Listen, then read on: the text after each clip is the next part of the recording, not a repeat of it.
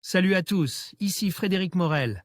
Bienvenue sur ma chaîne dédiée à la science et aux découvertes scientifiques. Si vous êtes passionné par l'exploration de notre univers et les avancées scientifiques, pensez à vous abonner. Aujourd'hui, on plonge dans un sujet fascinant qui repousse les limites de notre compréhension. Bonjour Allons-y. à tous. Aujourd'hui, je vous propose de découvrir un sujet fascinant, un polymère aux couleurs arc-en-ciel, mais sans colorant. Dans cette vidéo, je vais vous expliquer comment ce matériau étonnant parvient à afficher une palette de couleurs vibrantes grâce à sa structure unique, sans avoir besoin d'ajouts chimiques. Restez avec moi pour explorer les propriétés de ce polymère et ses applications potentielles. C'est parti! Des ingénieurs de l'Université de Buffalo proposent une technique simple et peu coûteuse pour fabriquer des polymères colores, sans utiliser de pigments. Ils pourraient servir de filtre pour des analyses multispectrales d'images, en médecine par exemple, et pourraient être adaptés à des téléphones portables. Un des chercheurs à l'origine de la technique de fabrication des polymères arc-en-ciel. 2012 University at Buffalo. Douglas Levert, on peut obtenir des polymères de différentes couleurs en y ajoutant des pigments.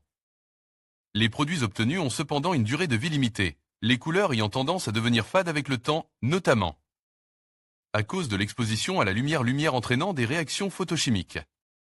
Aux États-Unis, un groupe de chercheurs de l'Université de Buffalo a réalisé des polymères synthétisés qui ne présentent pas cet inconvénient.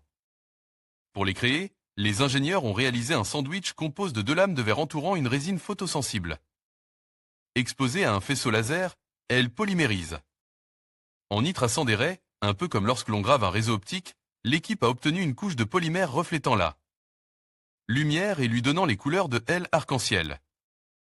En haut et en bas, à gauche et à droite, des images prises au microscope du réseau Color soumis à la lumière du soleil, de 25 mm. De large, que l'on voit en arrière-plan. Les barres noires indiquent une longueur de 10 micromètres. 2012 University at Buffalo. Selon les chercheurs, en l'utilisant comme filtre, un film de ce polymère pourrait servir à la fabrication de dispositifs d'imagerie multispectrale d'objets. En déterminant précisément les couleurs de certaines images médicales, des diagnostics médicaux pourraient être établis.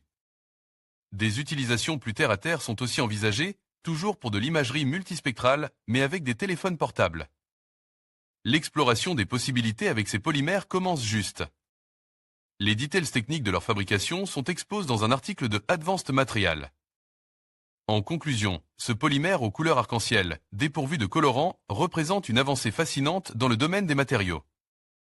Sa capacité à afficher une palette vibrante sans l'utilisation de pigments ouvre de nouvelles perspectives pour des applications durables et innovantes.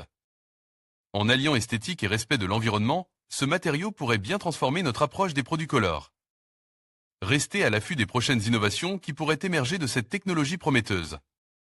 Merci de votre attention et à bientôt pour de nouvelles découvertes.